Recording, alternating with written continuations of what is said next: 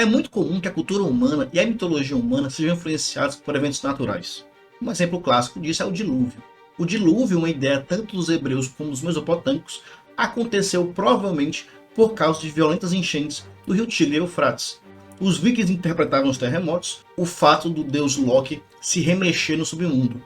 O deus Loki foi punido por Odin, ele foi amarrado e uma serpente pingaria para o resto da sua vida veneno no seu rosto. Quando esse veneno acertava o seu olho, ele se remexia e esse remexido causava uns terremotos. Um dos mitos mais terríveis da humanidade surgiram por causa de um dos eventos mais terríveis também. A violenta erupção de um vulcão na Grécia, em Santorini, criou o mito do mais terrível, mais perigoso, mais poderoso titã de todos, Tifão. Um titã tão poderoso que inclusive colocou os deuses olimpianos e Zeus para correr. Antes de começar o vídeo e a gente saber mais sobre esse Tifão, eu gostaria de fazer a famosa mendicância youtubiana, né? Aquela mendicância de pedir um like, pedir uma inscrição, pedir para você apertar o sininho. E se você conhecer alguém que gosta de cultura grega, por favor, não deixe de passar para o seu amigo esse vídeo. Obrigado e vamos nessa!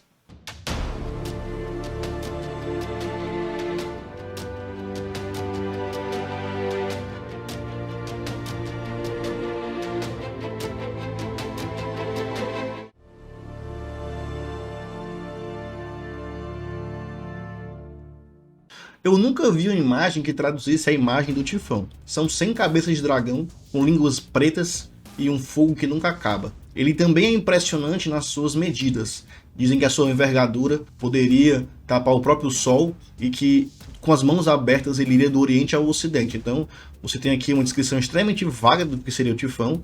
Várias cabeças de dragão, asas e um tamanho impressionante. Mas apesar de ser muito vago, existe unanimidade quando se fala do quanto terrível era a sua imagem. Os próprios titãs terríveis e perigosos, o evitavam por causa não somente da sua aparência, mas da sua destrutibilidade. Sempre que Tifão ele é comparado com terremotos, com ventanias, então ele sempre é comparado com eventos altamente destrutivos. E essa ideia é muito clara porque o seu evento criador, o evento natural que vai dar origem a esse mito, foi nas erupções vulcânicas mais destrutivas da história da humanidade. Você teve uma erupção chamada erupção minoica, que ocorreu em 1650 a.C., e essa erupção minoica foi uma erupção que devastou, que destruiu a cultura grega na época, levou séculos e séculos para recuperar essa destruição desse vulcão, e inclusive ele mudou a geografia do local. E interessante porque quando a gente fala de gregos, a gente imagina, tem a falsa ideia que os gregos são unidade, eles não são. Quando eu falo de gregos, e eu estou falando dessa erupção vulcânica que ocorreu há mais de 1000 a.C., nós estamos falando aqui da civilização minoica. Você vai ter a civilização minoica, que é uma civilização muito fortemente cretense, depois você vai ter os micênicos, depois você vai ter a invasão de outros povos para só então ter o estabelecimento da cultura grega clássica como a gente conhece, que é Atenas e Esparta. O intervalo entre a erupção vulcânica e a cultura grega clássica é de mais de 1000 anos. E mesmo assim você teve o registro dessa erupção 1000 anos depois, várias culturas depois. Um fato interessante e pouco relatado, pouco falado, é que houve um período chamado período de Idade das Trevas grego. Quando os micênicos caíram pela invasão de outros povos que se estabeleceriam na Península Grega, você teve aqui um problema da perca da escrita e da perca da leitura. Então, mesmo com o povo desaprendendo a ler e escrever durante um período na história grega, você teve a manutenção dessa memória forte que foi essa erupção minoica, que deu origem à imagem do Tifão. Esse titã tão perigoso, tão horrendo e tão destrutivo que foi criado fruto da Gaia e do Tártaro para se vingar dos olimpianos. E de fato, ele cumpre o seu dever, né? Ele vence a primeira batalha com os olimpianos, inclusive esses olimpianos fogem para longe depois dessa primeira batalha. Não havia nem a condição física de Zeus e os olimpianos vencerem os titãs. Isso foi muito claro na primeira batalha. Na primeira batalha, Zeus tentou um embate de frente com os titãs e com o Tifão, e ele perdeu e teve que fugir. Inclusive é interessante aqui porque nessa fuga dos Zeus e dos olimpianos, você vai ter a construção do entendimento de como os gregos viam os egípcios. Porque os deuses gregos, a maioria deles, eles vão se transformar em animais para fugir. E quando eles chegam no Egito transformados em animais, eles dão origem aos deuses egípcios. Por isso que para os gregos, os deuses egípcios eles são antropomórficos, ou seja, eles são deuses com características animais. Por exemplo, o deus Apolo, ele se transformou num falcão ao fugir para o Egito, e lá no Egito ele dá origem ao deus Horus, que é um deus que tem a cabeça de falcão. Você tem Hermes, por exemplo, que vira um ibis, que é uma espécie de passarinho. Um passarinho não, é um pássaro até grande. E lá ele dá origem a um deus Tote, que é um deus com cabeça de ibis. Então, os gregos, quando eles viam os egípcios e viam aqueles deuses antropomórficos, eles acreditavam que a crença daqueles deuses eram os mesmos deuses gregos, só que eles surgiram aqui nessa fuga em que os deuses, tirando Atenas é a única deusa que não se transforma em animal, ela tem essa coragem extra aqui, entendido como essa coragem extra. Engraçado que Hefesto, conhecido pela sua esposa infiel, Afrodite, ele vira um boi.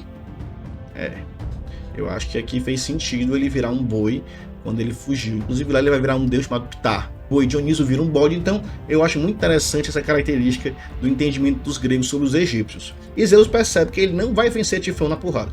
Não adianta. Tifão é muito mais forte do que Zeus e, na verdade, dentro dos mitos gregos isso é muito comum. É muito comum que criaturas, que heróis, que deuses mais fracos vençam criaturas mais fortes utilizando a inteligência. A racionalidade é um elemento que a cultura grega clássica preza muito, e constantemente é um elemento de vitória. Você tem, por exemplo, o Minotauro e o Teseu vence o Minotauro utilizando a razão. Você vai ter algo parecido aqui.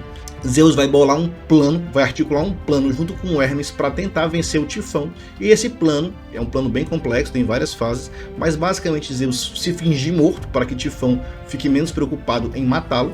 Hermes se transforma em um agricultor e consegue convencer Tifão a ir para uma região bem distante, e aqui eu não entendo muito bem como é que um Tifão, aquela criatura de 100 cabeças de dragão, cuja tradução é que quando ele emitia um som, era o som de 50 mil feras em fúria. Ele conseguiu dialogar com o agricultor, mas ele conseguiu dialogar com o agricultor, e nesse diálogo Hermes consegue convencê-lo a ir para um local distante. E quando ele vai para esse local distante, você deve imaginar que uma criatura cuja a envergadura das suas asas cobre o sol, ele come bastante coisa, né? Ele tem uma alimentação bem pesada.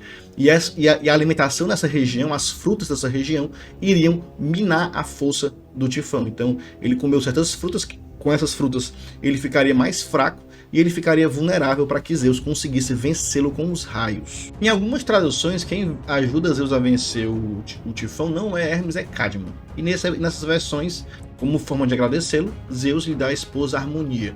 E é interessante porque existe uma lista de... A maioria dos monstros gregos, ou os mais terríveis monstros gregos, eles são filhos de Tifão. Por exemplo, a Esfinge, o Ortus, um cão de guarda que Hermes vai matar, ou que Hércules vai matar, o leão de Nemeia, a Sila, a Hidra de Lerna, a Quimera, os Cérberos, Ladão e o dragão de Cólquida. Então todos esses seriam filhos do terrível Tifão com sua esposa Equidna, que era a única criatura mortal e imortal que conseguia suportar sua aparência.